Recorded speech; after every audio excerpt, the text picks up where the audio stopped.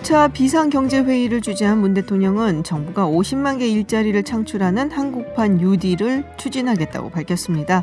고용보험 사각지대에 있는 영세 자영업자, 프리랜서, 무급 휴직자 등에도 월 50만 원씩 3개월간 지원에 나섭니다. 정세균 국무총리가 고소득자의 자발적 기부를 유도한다면 전 국민 100% 긴급재난지원금을 지급하자는 여당 안을 수용하겠다라고 밝혔는데요. 여당이 검토에 들어가면서 당 정간 절충안이 마련될 듯합니다. 다시 공은 야당인 미래통합당에 넘어갔습니다. 일부 보수 유튜버뿐 아니라 통합당의 현역 의원까지 부정선거 의혹을 제기하고 나섰고 또 선관위가 강경한 대응을 예고했는데요. 잠시 후 서울타임즈에서 전해드리겠습니다. 김지윤의 이브닝쇼 시작합니다. 네, 서울타임즈 시간입니다. 오마이뉴스 박정호 기자 그리고 정상근 기자와 함께합니다. 어서 오세요. 안녕하십니까. 네, 문재인 대통령이 5차 비상경제회의를 주재를 했고요. 자, 한국판 뉴딜 다들 꺼냈습니다. 뭐 뉴딜 뭐 다들 아시다시피 대공황 당시에 루즈벨트 대통령이 제안했었던 것이죠. 그러니까 문재인 대통령도 정부가 나서서 50만 개 일자리 창출해서요. 민간 시장의 경제 활력을 불어넣고 기업들의 대규모 투자를 끌어내겠다 이런 보관을 가지고 있거든요. 네. 정부가 마중물 역할을 하겠다는 겁니다. 또 문재인 대통령은 범국가적 차원에서 새로운 일자리 창출을 위한 대규모 사업을 대담하게 추진할 필요가 있다면서 일자리를 만드는 데 그치지 않고 포스트 코로나 시대의 혁신 성장을 준비해 나가겠다라고 강조했거든요. 오늘 회의에서 보면 100조 원 규모의 금융지원책에 35조 원을 추가하고 긴급 고용 안정 대책에 10조 원을 별도 편성하는 방안을 추진하고요. 그리고 40조 원 규모의 기간산업 안정기금 조성 방안도 발표를 했습니다. 구체적으로 어떤 사업을 한다 이런 얘기까지는 아직 안 나왔고요. 예, 좀 더 봐야 될 것 같은데요. 우선은 그 기금, 그러니까 그 예산을 어떻게 만들지는 얘기가 좀 나왔는데 홍남기 부총리가 관련된 브리핑을 했습니다. 그러니까 10조 1천억 원 규모의 고용안정특별대책과 관련해서 이중 9조 3천억 원의 재원 조성에 대해서는 상당 규모의 3차 추경안을 마련할 계획이고요. 나머지 8천억 원은 예비비, 그러니까 기금 변경 같은 가용 지원에 활용하겠다라고 얘기를 하고 있습니다. 그러니까 이게 3차 추경안 같은 경우는 6월 초 하반기 경제정책 방향과 함께 발표될 전망인데 다시 또 이제 국회에서 이거를 심사를 이제 해야겠죠. 21대 국회가 심사를 하게 되겠죠. 맞습니다. 네. 자, 오늘 정부한테 그 김정은 국무위원장 신변에 대한 질문이 많았을 것 같아요. 네, 그렇습니다. 뭐 어제부터 관련 소식이 이어지면서 이 청와대 입장을 기자들이 계속해서 묻고 있는 그런 상황인데, 뭐 어제와 마찬가지로 청와대는 뭐 오늘도 역시 이 북한에서 특이 동향이 발견되지 않았다. 뭐 이런 기존의 입장을 계속 유지를 했습니다. 그래서 뭐 사실 뭐 외신 보도라든지 이 북한 뭐 반응에 대해서 뭐 청와대가 뭐 답변할 입장은 좀 아니다라는 뭐 그런 얘기도 있었는데. CNN발 뉴스에서 청와대가 이렇게 굉장히 자세하게 답해줄 의무는 사실 없는 그렇죠. 거긴 하죠. 뭐 사실 이제 북한에 대한 뉴스이기 때문에 근데 어쨌든 뭐 북한에서 뭐 특이 동향이 발생하지 않았다 그냥 이 기조를 계속 유지를 하고 있습니다. 민주당도 관련해서 오후에 기자회견이 있었다고 그러던데요. 네. 민주당에서요? 네. 네. 죄송합니다. 되게 다른 얘기였어요. 네. 지금 제가 재난지원금 관련해 갖고 이야기를 하다가 헷갈려 갖고. 네네. 지금 재난지원금 어떻게 뭐 합의가 이루어졌는지 뭐 지금 얘기가 많이 나오고 있는데, 자, 자발적인 기부를 유도한다. 정확히 어떤 의미예요? 우리가는 뭐 일단은 100% 다 주고, 그다음에 안 받아도 되는 사람들은 기부를 하는 거죠. 기부하는데 안 받고 기부한다라고 의사를 표시하면 예산이 지급이 안 되는 거죠. 예산이 안 쓰이고 기부로 체크가 되는 건데요. 당정청 내부에서 여러 가지 방안을 고민했습니다. 그러니까 지급액을 축소 다 같이 할지, 아니면 기부를 통한 환수를 할지, 아니면 세금을 통한 환수를 할지, 아니면 먼저 소득할 70%를 주고 나중에 30%를 또 따로 국회가 21대 국회가 된 다음에 또 줄지 여러 가지 고민했는데 이 중에 정세균 총리가 기부를 통한 환수 방안을 좀 생각을 해서 중재를 한 거죠. 어떻게 보면 기부를 하면 민주당과 공제를 해주니까. 네, 그렇습니다. 그래서 이 안을 가지고 좀 얘기를 했고 당에서도 좋다. 이 안을 우리가 추진해 보자라고 해서 오늘 조정식 정책위 의장이 민주당 정책위 의장이 기자간담회 했습니다. 여기서 얘기를 한 거고요. 그러니까 전 국민으로 확대해서 발생하는 재정 부담 이걸 줄이는 방안으로 고소득자들의 자발적 기부 이걸로 줄이겠다는 거예요. 근데 물론 다 안 줄여지겠죠. 그렇지만 이걸 통해서 줄여나가고 또 이게 하나의 뭐 사회 운동처럼 그러니까 제2의 근무호기 운동처럼 만들어가지고 뭐 이를테면 1호 기부자로 문재인 대통령이 나서고 그 여당 뭐 지도부나 국회의원들이 나서고 이걸 전 사회적인 전반적으로 기부 운동을 펼치는 걸로 삼겠다라는 네. 얘기를 하고 있습니다. 우리 박정호 기자님은 어떻게?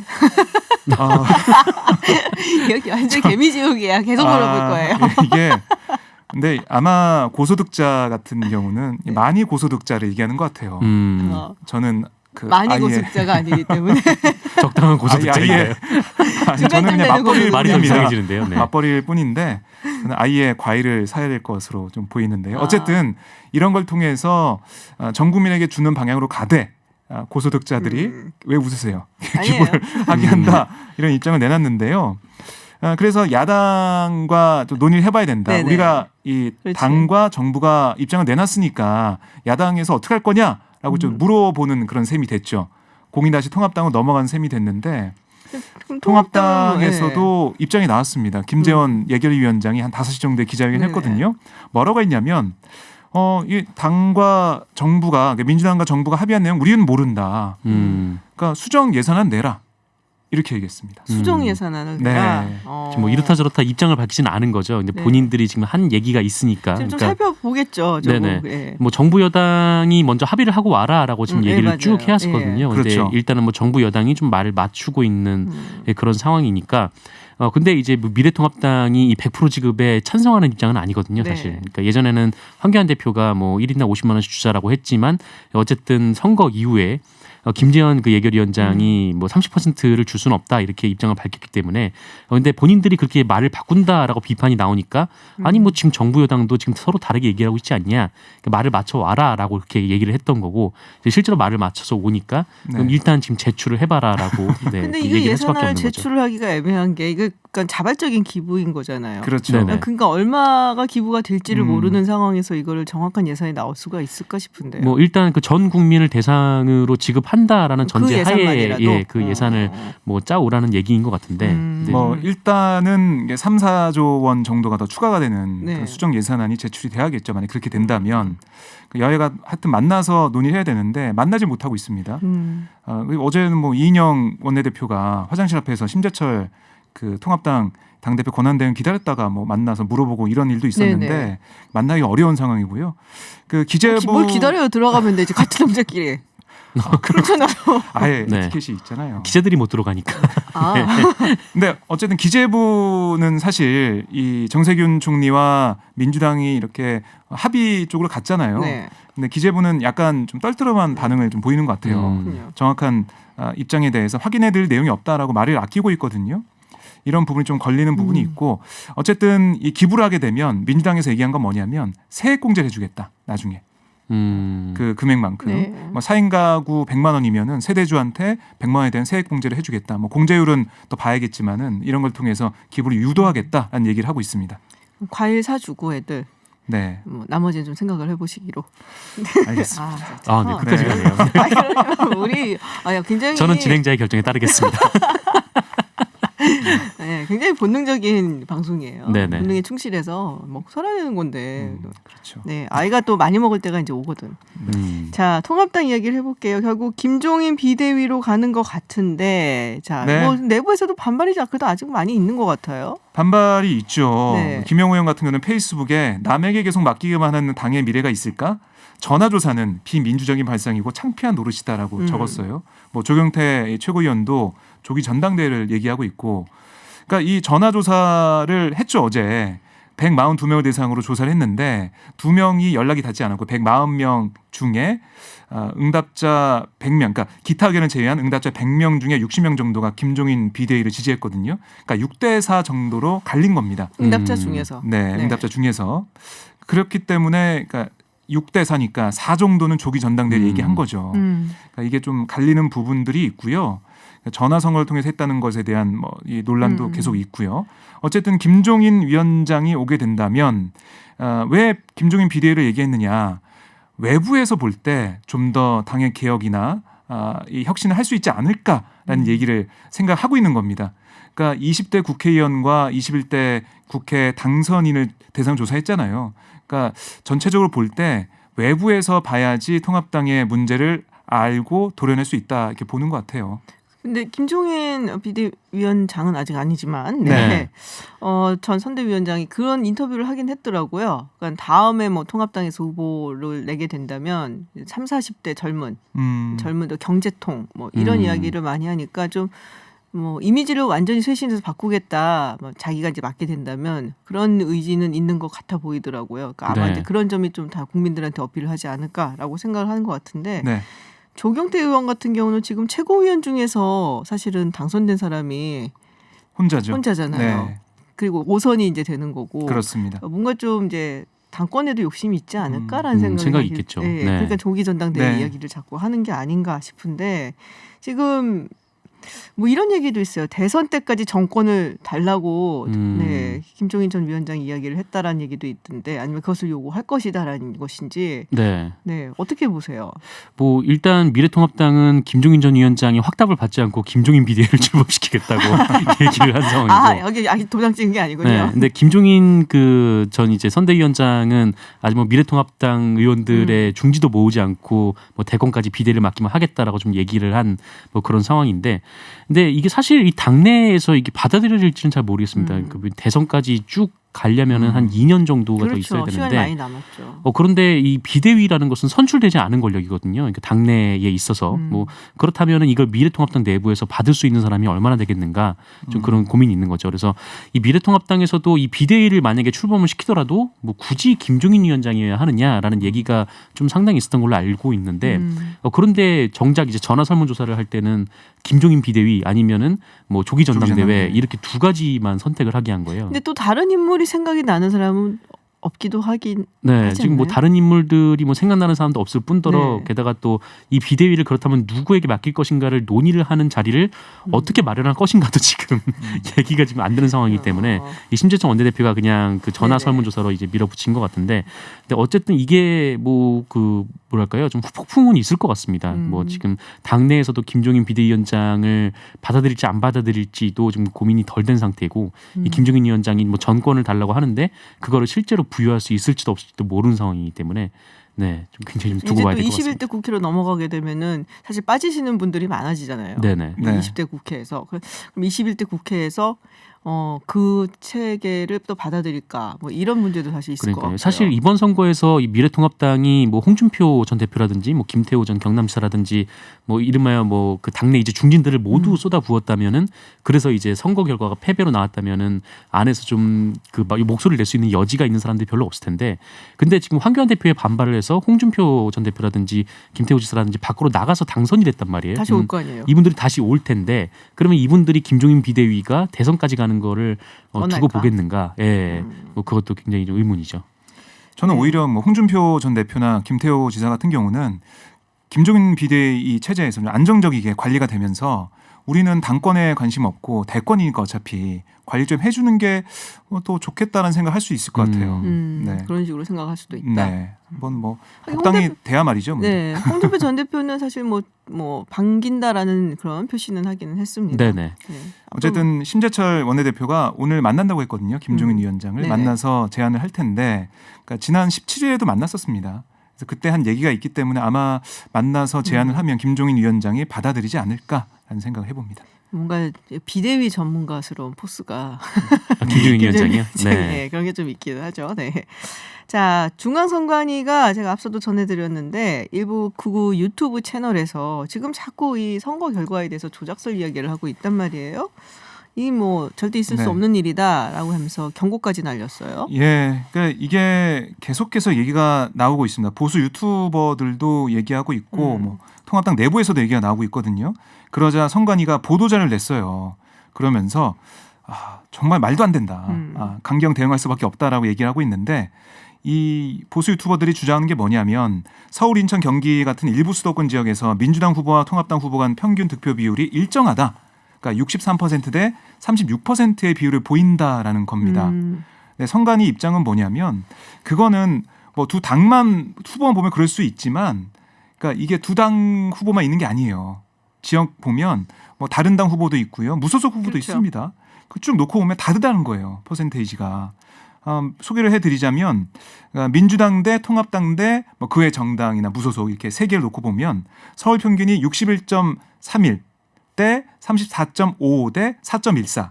인천은 58.82 대 33.91 대 7.27. 경기는 60.68 대 34.76 대 4.56의 평균이 나왔거든요. 그러니까 이게 양당의 정당 추천 후보와 무소속 후보의 득표를 제외하고 일부 지역에서 두 정당의 득표율로만 비교한 수치로 결과가 조작됐다고 주장한 건 지나친 비약이다라고 선관위가 얘기를 하고 있습니다. 그러니까 이 직접 비교해봐도 이렇게 다르게 나타나고 있고요. 네. 그래서 말도 안 된다 이렇게 얘기하고 근데 이게 있죠. 유튜브에서 나오는 얘기라면, 그러니까 유튜버들이 하는 얘기 차원이라면은 사실은 뭐 그런 얘기도 나오고 저런 얘기도 나오니까 사실 유튜브에서는. 근데 지금 민경욱 의원이 네.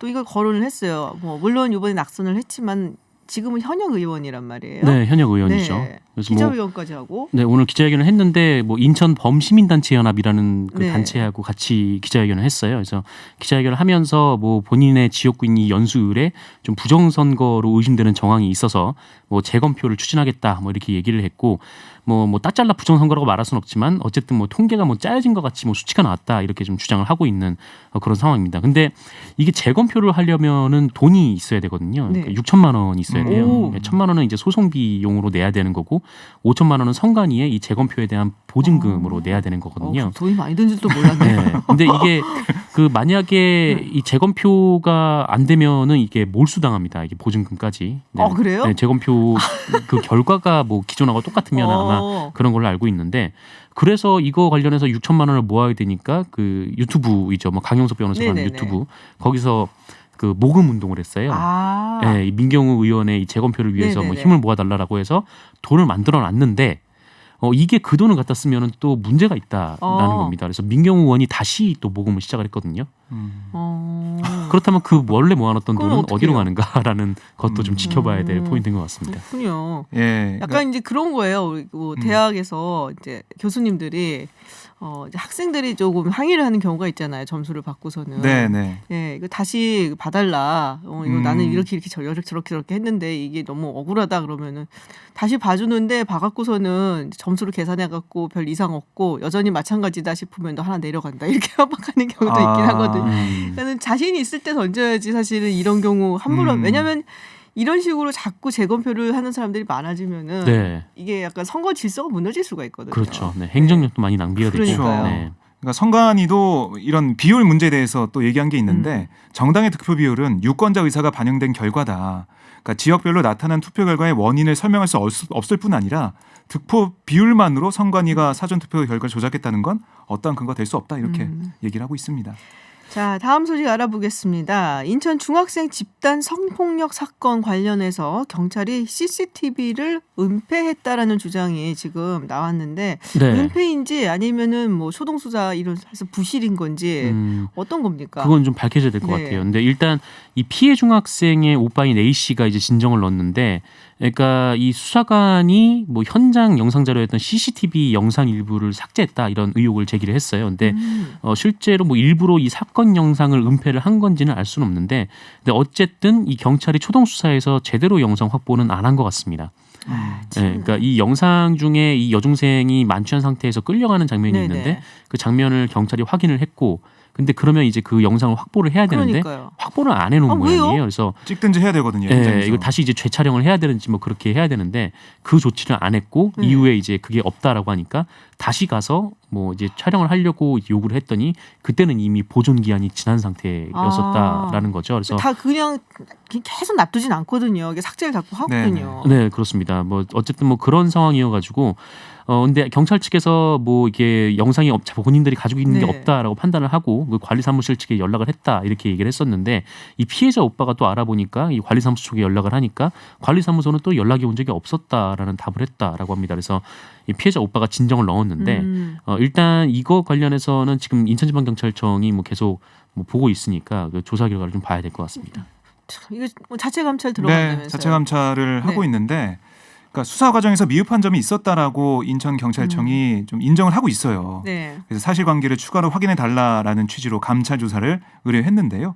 인천청의 감찰계가 연수경찰서 여성청소년 수사팀 전현직 팀장과 담당 수사관 3명에 대해 감찰 조사를 하고 있습니다. 이 내부 조회를 거쳐서 사실관계를 추가로 확인할 예정이라고 밝혔는데요. 만약에 연수서 여성 청소년과의 과장이 수사지휘를 제대로 하지 않은 사실이 확인되면 감찰 대상이 더 늘어날 가능성이 있다고 보는데 글쎄요. 왜 이런 실수를 했는지 좀 이해가 안 됩니다. 지금 검경 수사권 조정이 이루어지면서 네. 경찰한테 훨씬 더 막중한 책임이 네. 있거든요. 그만큼 권한도 많이 갖게 됐고 앞으로는 조금 더 주의가 필요하지 않을까 이런 부분은 더군다나 이런 사건에는 굉장히 민감하게 국민 정서가 발동이 되는데 네, 그러니까요. 경찰 입장에서는 조금 신중하게 처리를 해야 될 것 같습니다. 네, 서울타임즈 오늘 국내 소식 여기까지 듣도록 하겠습니다. 정상근 기자 그리고 오마이뉴스 박정우 기자였습니다. 고맙습니다. 네, 고맙습니다. 네, 해외 뉴스 알아보는 서울타임즈 시간입니다. 전주현 캐스터 함께합니다. 어서 오세요. 네, 안녕하세요. 네, 트럼프 대통령한테도 물어봤어요. 네, 그 김정은 위원장 어떠냐고. 건강 친구라니까 잘 알 거 아니에요. 네, 말해달라. 네. 우리는 모른다. 이 말밖에 할 수 없다. 그가 괜찮기를 바란다. 이렇게만 얘기를 했습니다. 편지 받았다며요. 네, 뭐 뭐야. 편지를 받았다고 하는데 또 북한은 아니라고 했었고 그러니까요. 앞서 이제 오브라이언 백악관 국가안보보좌관도 같은 질문을 했더니 어떤 상태에 있는지 알지 못한다. 북한은 특히 지도자에 관한 정보를 내놓는데 인색하다는 걸 알기 때문에 예의주시하고 있다. 이렇게만 밝혔습니다. 이제 미국 언론들의 반응을 보면 MBC가 한국 정부는 뭐 김 위원장이 위중하다는 설에 의구심을 제기했지만 미국 당국자들은 심장 수술 후에 정상 생활을 하지 못하고 있을 수 있다. 이렇게 말을 했다라고 보도를 했고요. 반면에 CNN과 폭스뉴스 등은 지금 현재까지의 증거로 봤을 때는 그렇게 정상 생활을 할 수 없게 됐다는 걸 시사하지 않는다. 미국의 평가는 그렇다. 뭐 이렇게 얘기를 했습니다. 그래서 약간씩 뭐 조금씩 이제 보도 태도는 좀 다른데요. 아무튼 신중한 태도를 지금 보이고 있는 입장입니다. 네. 아무튼 미국의 한반도 전문가들도 과거에 북한 관련 보도가 나왔는데 오보가 워낙 많았기 때문에 이건 섣부르게 판단하기가 어렵다. 이런 입장을 보이고 있습니다. 지금 얘기를 하면서 오브라이언 국가안보보좌관이라 네. 했는데 굉장히 낯서네요. 이렇게 존재감 없는 국가안보보좌관은 처음인 것 그렇죠. 같아요. 진짜. 네. 네. 자, 이 와중에 요미우리 신문, 일본의 요미우리 신문이 김여정 부부장에 대한 네. 이야기를 했어요. 굉장히 많은 뭐 일을 뭐 대신하는 네네. 뭐 대행을 준비를 하고 있다. 그렇습니다. 뭐 이런 얘기까지 나왔어요. 그러니까 만약에 김 위원장의 긴급시, 그러니까 유고시라고 우리는 표현을 하는데 네. 여동생인 김여정 조선노동당 중앙위 제1부부장이 최고 지도자의 권한을 대행하도록 하기 위한 준비 작업이 뭐 이미 작년 말부터 시작이 됐다. 그러니까 작년 말에 노동당 중앙위 총회가 개최됐을 때 뭐 그러니까 유고시의 모든 권한을 김 부부장에게 집중한다는 내부 결정이 이루어졌다. 이렇게 보도를 내놓은 겁니다. 그래서 그 이후에 노동당과 북한군에 이 김 부부장 명의의 지시문이 많이 하달되고 있다라고 소식종이 전했다는 거죠. 그래서 이 얘기는 예전에도 있었는데 1월에 프랑스 의료진이 이미 북한을 다녀간 적이 있다. 뭐 이런 얘기가 나온 적도 있고 그래서 그 이후에 김 부부장의 권한 대행 준비 작업이 가속화됐다라고 전했는데 이 김 부부장이 그동안 체제 선전을 담당하는 노동당 선전선동부 소속으로 알려졌었는데 네네. 작년 말에 이 총회 뒤에 조직 지도부로 옮겨서 지금 인사권을 장악한 상태다 이런 관측이 나오고 있습니다. 아무튼 요미우리는 사실상 김 부부장이 북한 내 넘버 2 지위에 있다 이렇게 보도를 했습니다. 그건 뭐 예전부터 알고 있던 그렇죠. 사실인 것 같은데요, 네. 사실. 네. 자, 중국 이야기를 해보겠습니다. 많은 분들 알고 계실 거예요. 리원양 의사. 네. 처음으로 코로나19에 대해서 경고를 했고 네. 결국은 자기도 감염이 돼서 사망하고 그렇습니다. 말았는데 뭐 사과를 했다 중국 정부 측에서 이런 얘기가 나왔었고 지금은 또 최고 영예인 청년 휘장 추서 대상으로 선정이 됐다라는 네. 얘기가 있습니다. 이게 어떤 건지 잘 모르겠는데 이게 뭔가요? 14세에서 40세 중국의 우수 청년에게 주어지는 상인데 아하. 그 청년층에게는 최고 영예상이라고 아, 합니다. 그렇군요. 네, 그래서 공산주의 청년당 그리고 중화 전국 청년연합회가 이제 다음 달 4일이 청년절인데 그걸 네네. 앞두고 지금 혼자 휘장을 수여하는 대상들을 선정했는데 거기에 리원양 의사가 선정이 포함이 됐다라고 환구시보가 오늘 보도를 했어요. 공산당원으로 위험을 두려워하지 않고 용감하게 환자와 가까이에서 접촉했다. 업무 중에 코로나19에 걸렸지만 이번 내내 방역 현장을 걱정하면서 내가 나으면 다시 일선으로 가겠다라고 수차례 말을 했다. 이렇게 하면서 왜 휘장을 이제 추서하게 됐는지 설명을 했는데요. 하지만 코로나19 확산에 대해서 경고했다가 유언비어 유포 혐의로 공안에 끌려갔고 훈계서에 서명하는 처벌을 받았다. 이런 내용은 전혀 환구시보가 언급을 하지 않았습니다. 말씀을 하신 것처럼 리언양 의사가 사망한 후에 이 의사에 대한 처벌을 중국 당국이 취소한 적이 있죠. 네네. 그리고 유가족에게 사과도 했고 그리고 국가와 사회를 위해 목숨을 잃은 인물에게 부여되는 최고 등급의 명예 칭호인 열사 칭호를 추서한 바 있습니다. 그래서 지금 중국 문제 전문가 후싱더우 씨는 이번 결정에 대해서 중국 정부의 반성이자 보상, 국민들에 대한 위로일 수 있다. 그리고 처리 방식에 잘못이 있었음을 인정하는 것으로 볼 수 있다라고 평가를 아니 근데 내렸지만 인정을 하려면 대놓고 네. 인정을 할 것이지. 그러니까요. 그렇지만 지금 중국 SNS에서는 이게 무슨 의미가 있나? 이미 사망을 했고 그렇죠. 네, 코로나19는 이렇게 많이 퍼졌고 그렇기 때문에 그런 반응이 많이 나오고 있다고 합니다. 자, 5월에 또 연휴가 있는데 네. 중국이 전 중국인에 대해서 해외여행을 하지 말라라는 지침을 내렸습니다. 이게 네. 뭐 해외 나갔다가 또 다시 감염이 돼서 역유입이 될까 봐 두려워서 그런 건가요? 그렇습니다. 외교부가 지침을 내린 건데요. 전 세계적으로 코로나19가 만연돼 있다. 네. 이런 상황에서 해외 여행을 가면 이제 뭐 역유입이 될 수도 있고 교차 감염, 해외 체류를 했을 때 위험이 있을 수도 있고 그렇기 때문에 국내에 있는 중국인들한테는 출국하지 말라라고 얘기를 했고요. 이게 노동절 연휴인 거죠? 그렇습니다. 5월 1일부터 5일간 노동절 연휴에 들어가거든요. 근데 이제 이 국내 중국인뿐만이 아니라 해외에 머물고 있는 중국인도 다른 국가로 이동을 피해라라고 얘기를 했는데 해외에서 그러니까 귀국하는 것도 자제해라 이런 뜻으로 지금 오지 해석이 말라는 되고 거군요, 있습니다. 중국으로. 그렇습니다. 네. 들어오지도 말고 나가지도 말아라 이런 뜻입니다. 네, 좀 오랫동안 저희가 소식을 안 전해드렸는데 유럽이 그래도 조금 나아지고 있는 네, 것 네, 같아요. 그렇습니다. 이탈리아도 그렇고 스페인도 그렇고 네. 5월 4일쯤에 이제 봉쇄를 해제한다라는 이야기도 나오고 있는데요. 지금 이 고강도 조치가 이탈리아에서는 다음 달 3일까지 네. 이제 실시가 되고 4일부터 풀리거든요. 그래서 4일부터는 일부 조치를 완화하겠다라고 이탈리아 정부가 얘기를 했어요. 그래서 지금 구체적인 일정표는 이번 주말에 공개를 한다고 합니다. 근데 그래도 아직 안심할 단계는 아니니까 만약에 감염 상황이 또다시 일정 수준을 넘어서면 다시 추가 조치를 취할 수 있다. 이런 단서를 달았고요. 그리고 스페인도 지금 5주 정도 전국적으로 이동 제한령이 네. 내려진 상태인데 부분적인 완화 조치를 발표해서 다음 주 월요일부터는 17세 미만 미성년자의 이동 제한이 완화됩니다. 14세 이하 어린이는 성인이 동행하면 이제 외출을 할 수가 있어요. 네네. 슈퍼마켓, 약국, 은행 등에 함께 갈 수 있고 15세에서 17세까지 미성년자는 성인이 동행하지 않아도 생활 필수 시설에서 뭐 심부름을 다녀올 수 있는 그런 조치를 내린다고 합니다. 그렇군요. 자, 일본 얘기를 해볼게요. 이 마스크가 일본이 또 네. 우리도 한때 마스크 때문에 굉장히 몸살을 앓았었는데 네네. 지금 일본이 그것 때문에 힘든 것 같습니다. 근데 일본 정부가 뭐 가구당 2개 나눠준다 네. 해서 굉장히 욕을 또 먹었었는데 이번엔 마스크 자체에 또 문제가 있다. 이런 그렇습니다. 소식이 들어와 있어요. 그러니까 아베 총리가 적극 추진했던 네. 그 면 마스크 2장의 그 면 마스크가 지금 문제가 되고 있는 건데요. 불량품이 속출을 하고 있어요. 아이고. 근데 지금 모든 가구에 주기 전에 이미 임산부를 위해서 한 50만 장 정도를 만들어서 네네. 사전에 배표를 지금 하고 있었거든요. 근데 이미 거기서 뭐 오염물이 묻어 있거나 벌레가 나오는 문제가 발생을 했습니다. 근데 아이고. 이번에는 모든 가구에 배포하기 위해서 포장을 시작한 200만 장의 첫 마스크에서 벌레, 머리카락, 실밥 같은 이물질이 섞여 있거나 곰팡이가 피어 있는 문제 사례 200건이 18일 시점에 발견이 된 거예요. 그런데 일본 정부가 이를 공개하지 않은 것으로 마이니치의 조사 결과 밝혀졌습니다. 그러니까 대책반에 배포된 내부 문서에 이런 내용이 있었는데 정부가 공개를 하지 않았다는 그런 보도인데요.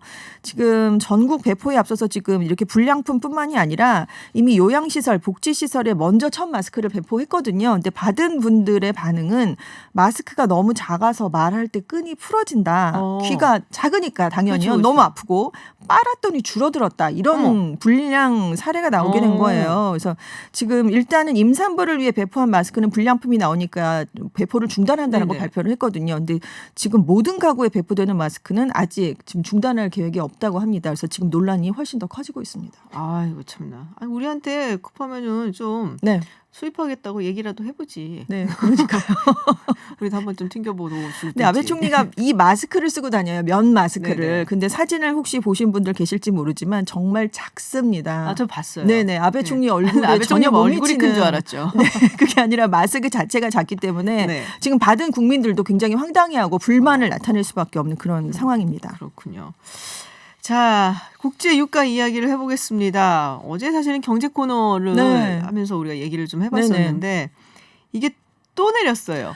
그렇습니다. 그래서 어제 와. 이제 마이너스가 네. 이렇게 충격적으로 기록했다라고 말씀을 드렸는데 그럼 6월물은 나아지지 않겠느냐 이렇게 네네. 말씀을 드렸는데요. 6월물 서부 텍사스산 원유가 장중에 무려 한 자릿수대로 떨어졌습니다.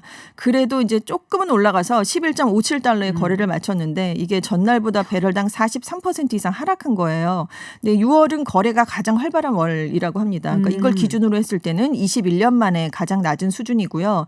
지금 매일 저희가 서부 텍사스산 원유만 말씀을 그렇죠. 드렸는데 브렌트유는 그래도 상대적으로 조금 네네. 안정적이었는데 이것도 20달러 선이 무너졌습니다. 어. 그래서 이게 국제 유가의 기준물로 꼽히는데 이 브렌트유마저 10달러대로 떨어졌다는 건 전 세계 전반적으로 공급 과잉이 심각하다 이런 뜻으로 지금 해석이 되고 있어요.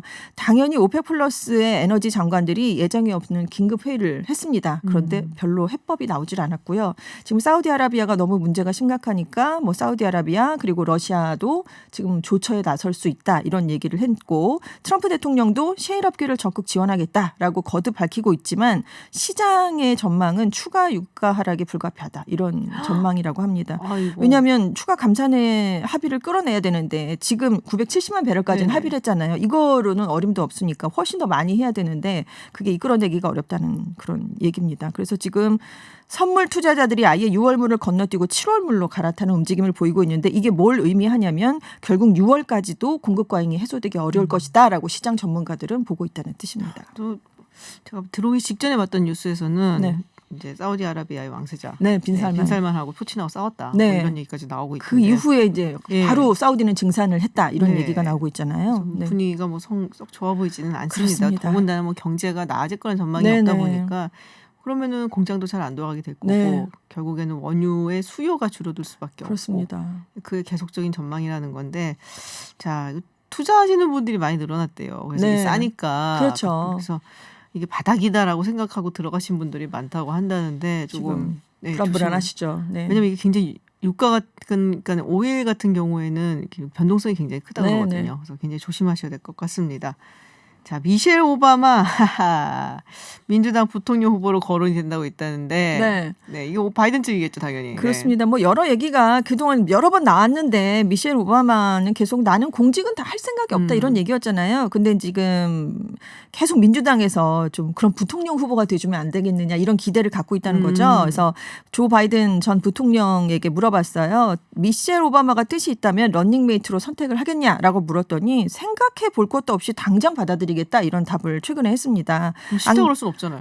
안 그렇긴 하지만 많이 도움이 되는 건 사실이죠. 근데 네. 1월에 아이오와주 경선 유세 때도 같은 얘기를 했었고 2월에 사우스캐롤라이나주에 가서도 같은 질문에 똑같은 답을 했었다고 합니다. 왜냐하면 높은 인지도가 있고 대중 인기가 굉장히 인기가 많고요. 많죠. 네. 오바마 대통령에 대한 향수를 끌어올 수도 있고 당연히 그렇게 되면 흑인의 지지층도 같이 데려올 수 있기 때문에 굉장히 경쟁력 있는 인물이긴 합니다. 근데 뭐 계속 선출직에는 관심이 없다라면서 거리를 두고 있으니까 지금 미셸 오바마가 오면 좋겠지만 결국 바이든 부통령도 근데 할 것 같진 않다 이렇게 얘기를 했다고 그래요. 그러니까 미셸 오바마가 오바마 대통령과 그 뭐라 그러죠? 사수라고 네, 하죠. 사수죠. 네, 예, 선배였죠. 예, 네. 그 로펌에서 이제 오바마 대통령이 이제 들어가고 네. 거기서 이제 사수 노릇을 하면 이쪽이 일을 가르쳐 주는 선배 그렇습니다. 역할을 했다가 네. 이제 둘이 사랑에 빠져서 결혼을 하게 된. 사실은 미셸 오바마가 더 똑똑하다는 얘기도 굉장히 많았었어요. 능력 있는 여성이라는 예, 평가가 프린스턴 많았죠. 대학교를 졸업을 네, 하고 네, 또 그렇습니다. 러스쿨 나오고 그래서 굉장히 능력이 있는 여성인데 글쎄 본인이 별 생각은 없는 것 같아 보이는데 네. 근데 또 이것도 상당히 재밌네요. 만약에 된다고 해도 네. 또 지난번 대통령의 영부인이 그러니 부통령으로 부통령으로 가고 가고 지난번 부통령이 대통령으로 대통령으로 가고 네, 참 거의 드라마 같은 현상이 펼쳐지는 그러니까요. 거죠. 네. 드라마에서나 가능한 줄 알았는데 하긴 뭐 일생이 드라마입니다. 네. 네, 해외 뉴스 알아보는 서울타임즈 여기까지 듣겠습니다. 네, 전주현 웨싱캐스터였습니다. 고맙습니다. 네, 감사합니다. 네, 들으신 노래 다들 잘 아시죠? 캔사스의 Dust in the Wind입니다. 잠시 후 3부에서는 오늘 오전 기자회견이 있었습니다. 박근혜 정부가 세월호 진상규명을 방해하려는 정황이 발견된 것에 대해서 박병호 세월호 참사 진상규명국장이 이야기가 있었는데요. 연결해서 자세한 이야기 나눠보고요. 저는 잠시 후 7시에 김지윤의 픽으로 돌아오겠습니다.